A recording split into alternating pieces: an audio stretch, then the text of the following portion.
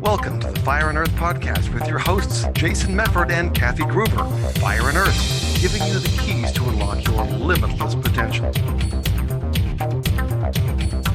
Hey everybody, welcome back to another episode of the Fire and Earth podcast. I am your co-host, Kathy Gruber.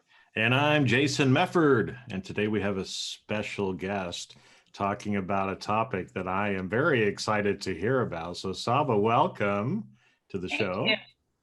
Hey, why don't you first just take a minute and let the listeners kind of know a little bit about you. And then like I said, I'm excited to get into this topic because you told us what it was going to be beforehand, and I've got to find out what this is. So take it away. Okay, so although this is all about hypnosis, but my background is actually in computers.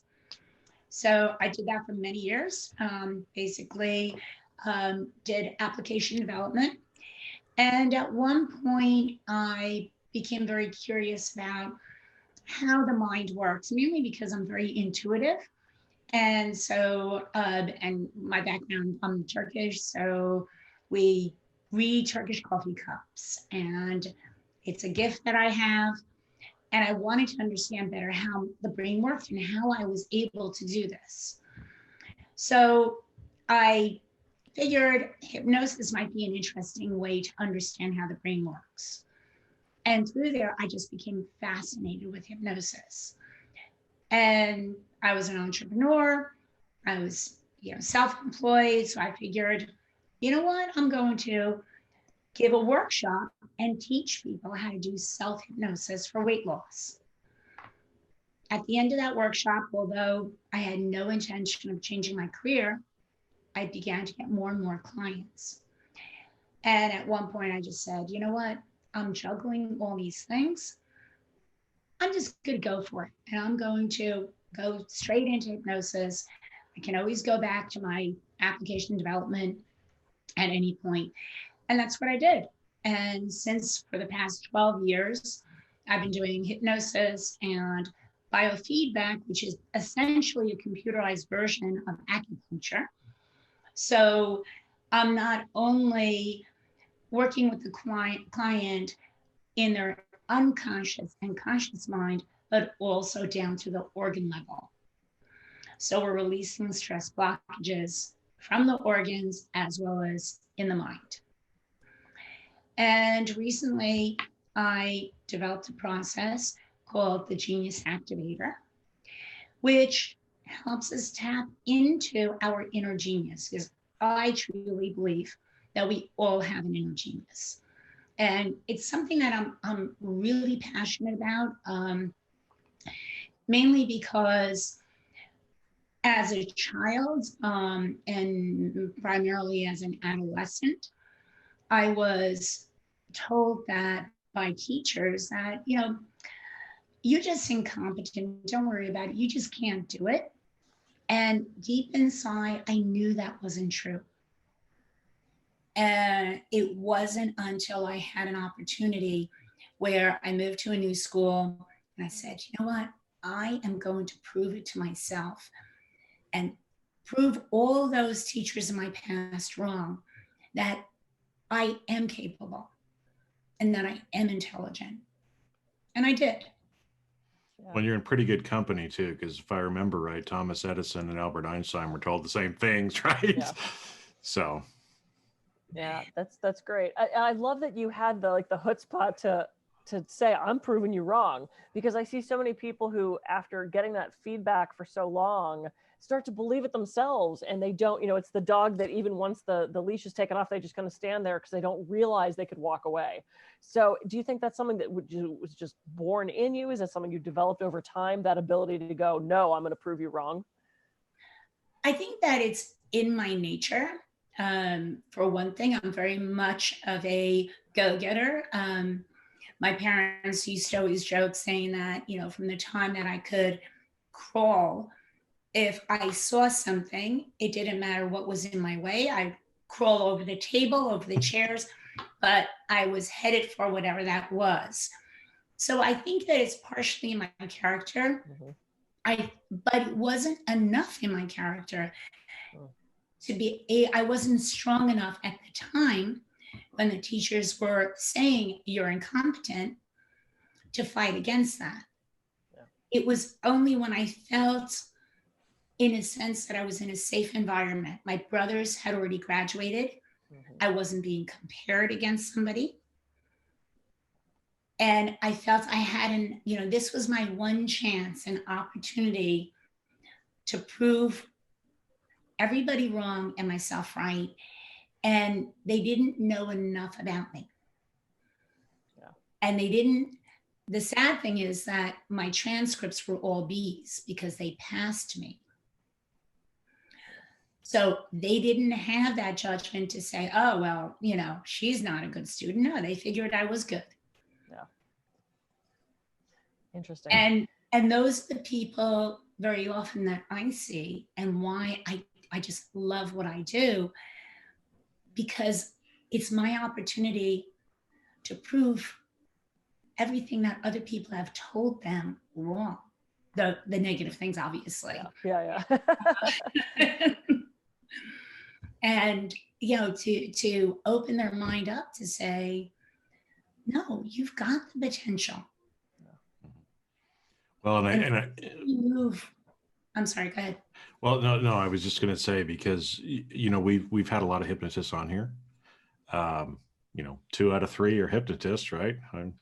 But I do actually, 2 to 3 self-hypnosis sessions a day for myself, right? Because again, it's one of those things that, it's a huge thing. I know a lot of people might be freaked out about it, but it's like, I'm telling you, that's been like one of the best things that I've ever done in my life, right? Because we have all these stories, we have all these things that are going on, and we got to kind of break through that, right? And like you said, all of us have a genius inside.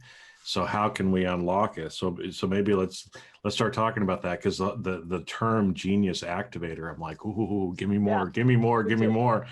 And then also from the biofeedback standpoint, how you're actually, getting not just in the conscious subconscious mind, but actually down into the body and the organ area, where again, there's a lot of energy that's trapped, trauma, other things like that are trapped in the body too. So how you're helping people kind of release that and get through it. Sure. So first of all, the biggest obstacle with reaching your genius is all the negative, the noise in your mind. So if I'm trying to find a solution and I'm thinking, how am I going to solve this? But meanwhile, the noise is sitting there saying, you'll never be able to do this. You're not smart enough. You're not good enough. Oh my gosh, if you don't find a solution, you're going to get fired. Mm-hmm. Who can have clear thinking with that type of noise going on? So the first thing we need to do is to erase those limiting beliefs, erase those negative thoughts. And once we do that, then we can start having clarity. And when we have the clarity, only when we have clarity is when the motivation comes. So often I hear, people come and say, I want to be more motivated. Well, how can you be more motivated if you don't know where you're going? And once we have that motivation, then we start moving forward. And when we move forward, we start loving ourselves because we feel proud of what we're doing. Mm-hmm. So we have to have that self-love. Yeah. And when you have the self-love, then you start reaching into your inner genius because you're trusting yourself. So all you're doing at that point is unlocking it.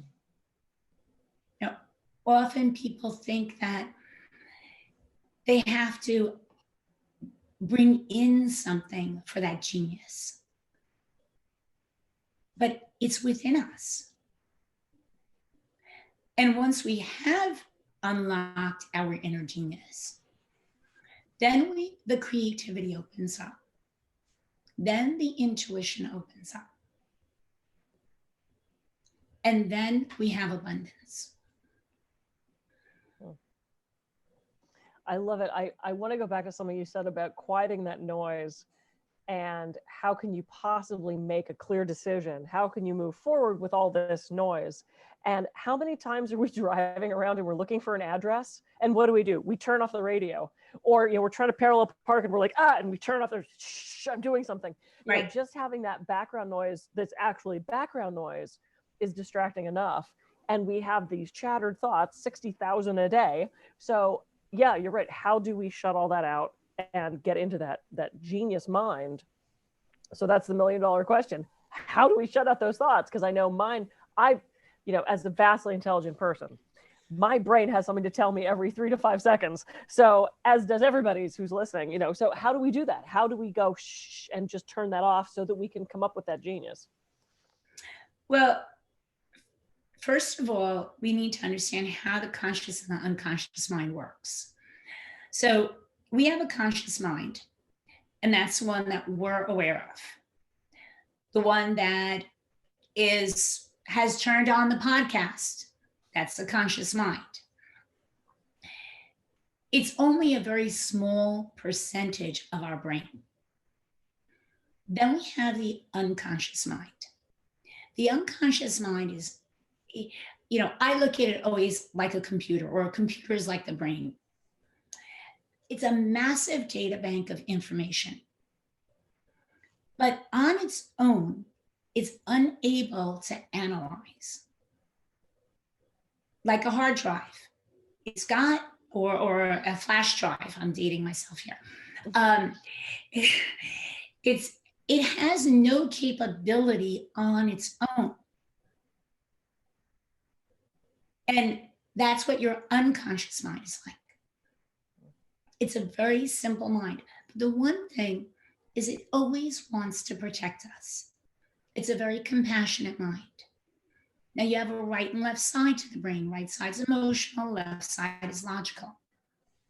When information comes in, it goes from one side to the other, keeping things nice and balanced between emotional and logical. By something. And that time, let's say a child is given a chocolate chip cookie, momentary brain freeze. Oh my gosh, this is so incredibly delicious. And mommy said I was a good girl. Well, guess what? Every time that moment comes where you're feeling like, I did really well at work today. I worked really hard. And I wasn't recognized for that. I don't know why I feel like a chocolate chip cookie right now. Yeah. Because that's how the unconscious mind is saying, go get yourself a chocolate chip cookie. You're a good girl. Equally, if something negative has happened, it's the same thing. It's going to want to protect us. So the first thing we need to do is rebalance that right and left side of the brain. So to remove the noise, first we have to see what the noise is. Everything is about awareness. And that noise can be positive or negative. So for me, I am a very motivated person. Somewhere in my unconscious mind, thankfully, it has kept close tabs on those things that have pushed me. And I will say that I wasn't this motivated until I changed schools and I went through that. And believe me, it wasn't easy, because you can imagine the gaps in my education for years of teachers saying, don't worry, honey, You don't need, just pretend like you did the homework. That's good enough. So I had huge gaps. Yeah.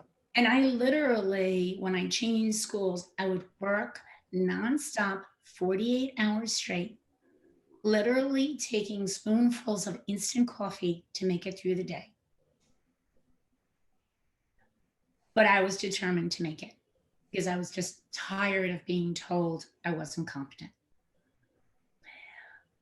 But the fact that I did it is what my unconscious mind said. See, I told you you could do it. Yeah. Then I had the problem of needing to retrain myself that I don't have to work so hard in order to prove it. Because that's also what my unconscious mind learned. So it's that noise that we need to hear and then shape. And when we're in a hypnotic state, the conscious mind is quieted, so we can hear those unconscious thoughts, and it's much more susceptible at that point to listen. So it can receive as well as give.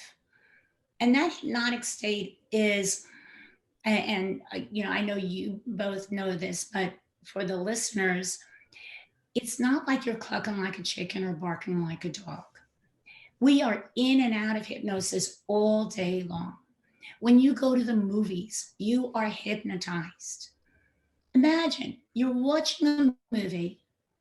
They're actors. We know they're actors. We know the story's not real. We're crying, we're laughing, we're terrorized.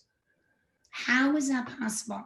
And why does that happen more so in the movie theater than when we watch that same movie at home?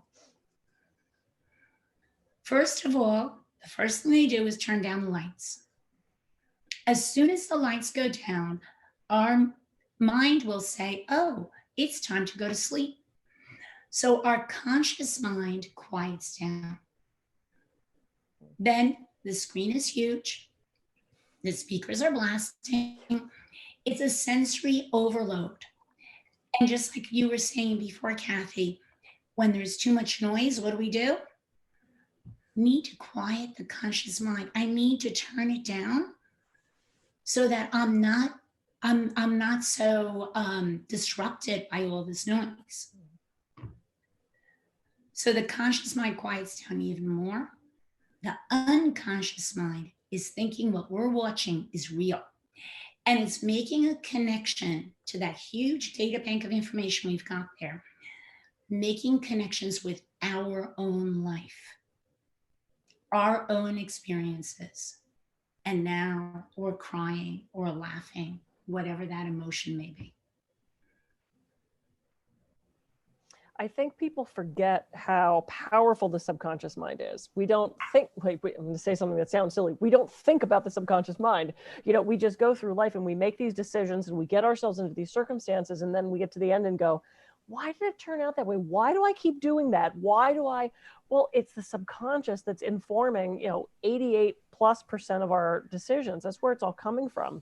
This is why someone calls us, says, I want to quit smoking. Okay, well then quit. If you could just quit, that's your conscious mind saying that, or it's the subconscious mind, that unconscious mind that's keeping you as a smoker. So getting into that subconscious, I know we can do it through hypnosis. With the Genius Activator, is there a specific technique you use? Is it just sort of the general hypnosis that we would see doing anything else? Is there a little trick you're using? How do you tap into that? It's a number of different processes that I'm using. Part of it is, in a sense, a traditional induction of getting into a hypnotic or a relaxed state. With the Genius Activator, there's for getting into the negative or limiting beliefs.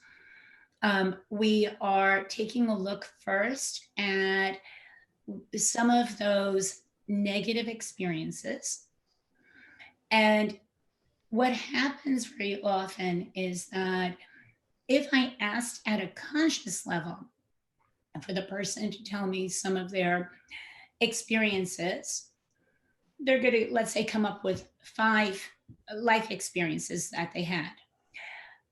Under a hypnosis, they may come up with 5, but only 2 of those are the same as the one in the conscious mind. And they'll be like, that was really minor. I don't know why I said that. Well, it may be minor for you today, but when you were 3 years old and your brother cut off the hair of your doll, it was major. And that's what we need to go by. So I don't like to stay too much in the negative. So we go through the negative to have that realization. But then I'm all about empowering the person. That's why,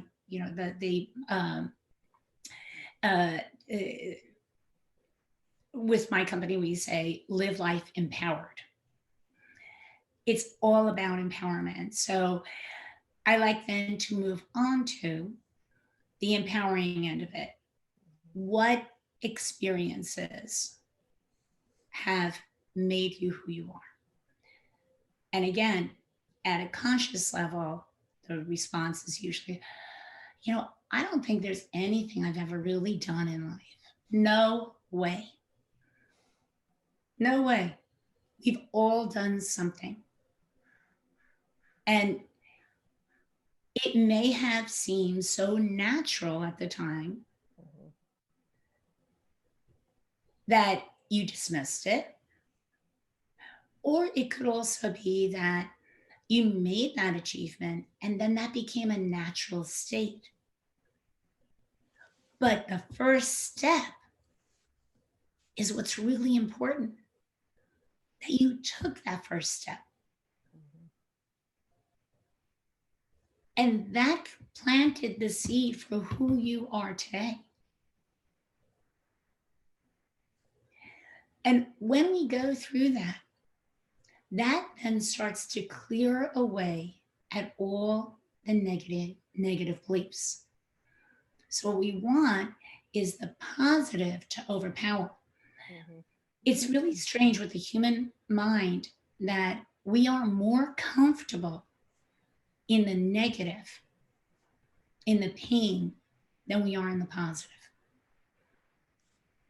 Because the pain protects us.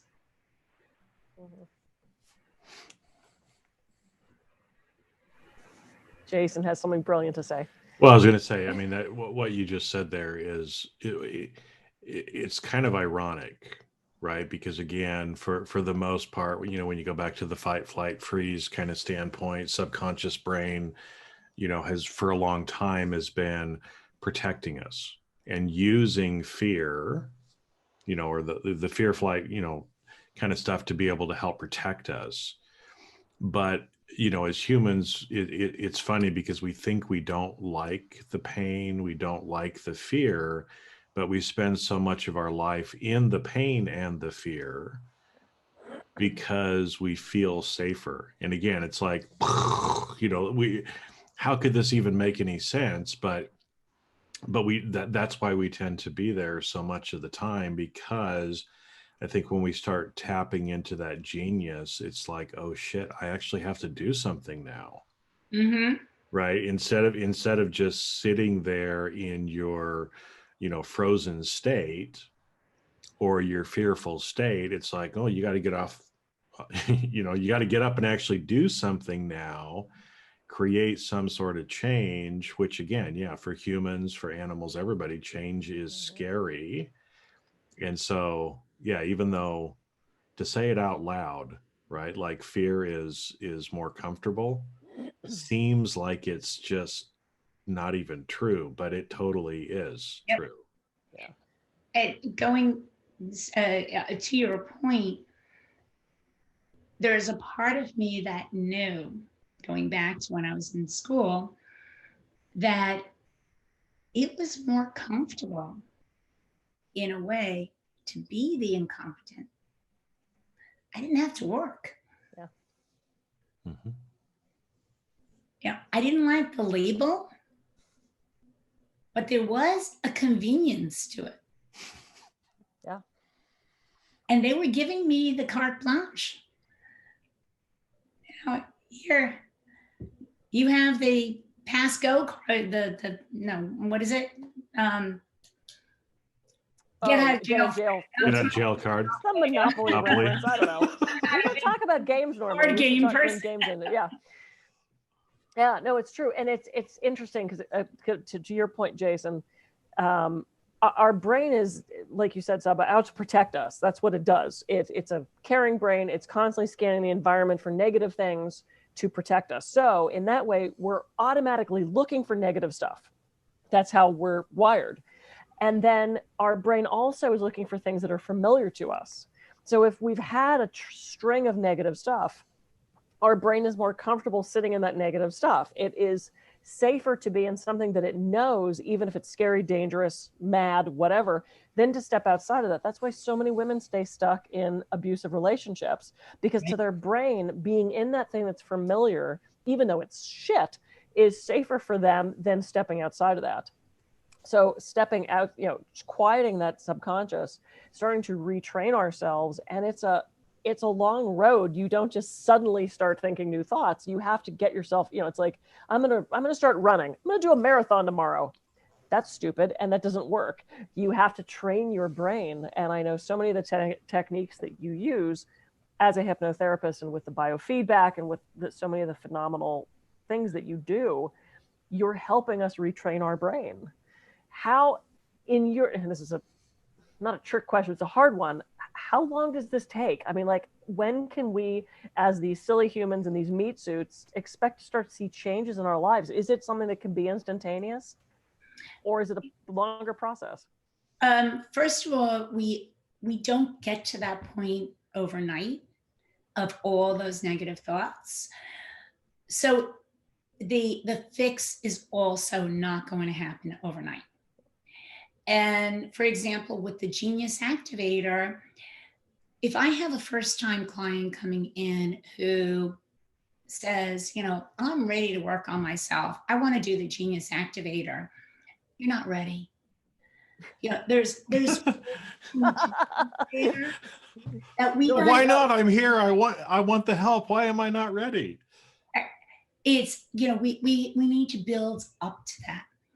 When we get to the point of the Genius Activator, the negative beliefs and limiting beliefs that I mentioned that will be, it's the residuals. It's what the bit that is still left over that we want to clear away. But if this person has, if they went through the type of stuff I went through, of having moved to 3 different continents within a 5-year, 6-year period of my life, from the age of 10 to 18, 19, lived in 1, 2, 3, 4, 5, 6, 7 different countries, each one different languages, different schools. I'm not going for the Genius Activator right off the bat. I had way too much stuff to clear away there. So in answer to your question, Kathy, most people that I see who the average is usually around somewhere between 5 to 8 sessions to generally clear away to get to their goal. Mm-hmm. They usually come in with, I want to have healthier relationships, or I'm lacking confidence in my work, that type of thing. That's usually somewhere around 5 to 8 sessions. I will sometimes see people for a much longer period of time, but generally then what it is that, oh wow, this was fabulous. I want to work more on me. Yeah.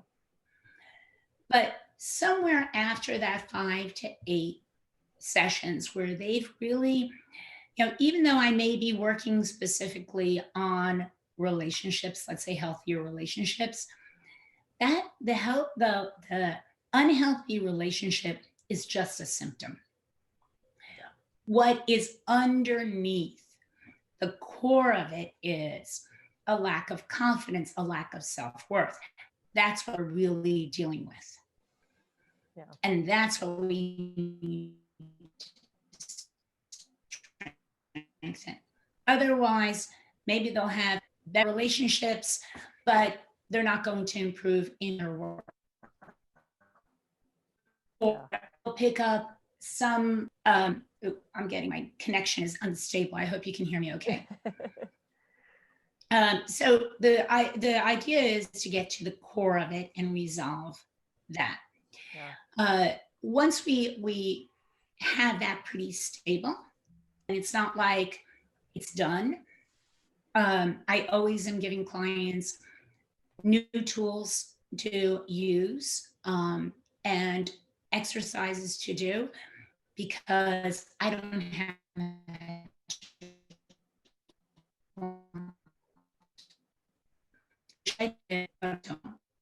so really the magic wand is allow them to pull out, to find their magic wand and to use it. You would start to say you give people tools and then you blurt a little bit. So just tell us that again. You give people tools. Is this like homework weekly kind of thing, or how does that work? With every session, they'll have some type of homework, some type, it could be something as simple as, I need you to start journaling every night. I do handwriting analysis. I'll teach them how to write. Mm-hmm. So that it's not just an affirmation that they're writing or their thoughts that they're putting down, but also the way that they're writing. Yeah. Because if our minds control the way we write, and that it shows immediately what they're thinking, then if we change the way we write, we're going to change the way we're thinking. Not necessarily what we're writing only, but how we're writing it, how we're forming those letters. Yep. So it might be something like that. So I'll give them the tools, I'll give them the exercises. The magic wand is in them. Those tools will help them find their magic wand. Yeah. And once they've gotten to the point that they've sort of gotten to the core of that issue and strengthening their self-worth, their confidence, now we're ready for the Genius Activator. Yeah. I love it. I love it. And of course, guess what, Jason? Time. Yeah. We've run out of time, as we do. Well, we'll just have to leave people hanging with that, and they'll have to start working with you and get into the Genius Activator. This has been so great. I love this. I love this technique that you're talking about. I mean, I'm a hypnotherapist. We've talked to countless hypnotherapists, and this is just so exciting because it's true. It gets to the root. It's the root cause thing. It's like you don't treat the headache. What's causing the headache? Let's get to the root cause. Shut out that noise. And remembering how powerful our subconscious is and that we do have control over it. I love handwriting analysis. I completely agree with you. Changing the writing can change your subconscious. So Jason, any final thoughts? Well, yeah, I was going to actually go there on the handwriting a little bit because, one thing that I've been taught that I try to be more conscious of is the words we use and how we say things gives us a little insight into what our subconscious is really thinking, right? But never even thought about it from a handwriting analysis standpoint, that even the way that we're forming the letters and the other stuff when we're writing, whether we're speaking or writing, it's not just the words, but the form in which we're doing it, probably the energy with which we're actually saying the words as well, to help us start kind of understanding, but love the idea that, again, regardless of who we are, we've experienced different things in our life that we've got to kind of clear out And once we clear out some of those things, then we can start, digging deeper into some of these genius things and really unlocking potential. But it's hard, it's like that old analogy of carrying a backpack with a bunch of rocks.